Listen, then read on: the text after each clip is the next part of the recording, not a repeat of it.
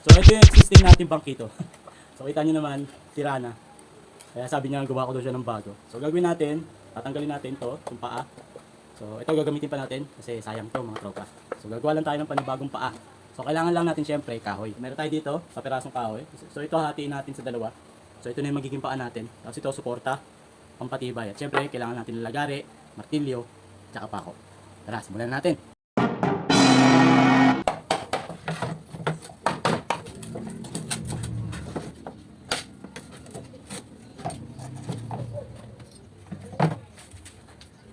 So natanggalan natin yung mga sirang parte, yung paa.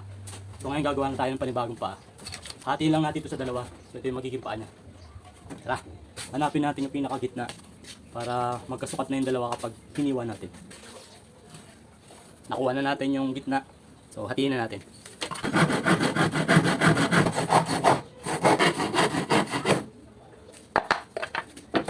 Nahatiin na natin, ngayon naman papakuha na natin. Tapos lalagyan natin ng suporta sa gitna para matibay. Pero ginagawa ko, lalagyan ko ng wood glue para mas lalong tumibay.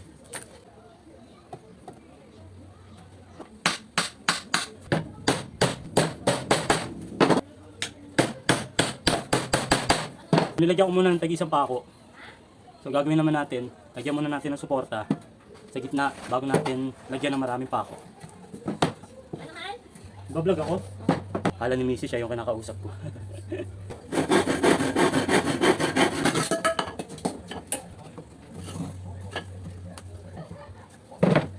So nalagay na natin yung ating suporta. So gagawin natin, lalagyan ulit natin ng glue, tapos saka natin i-finish ng pako.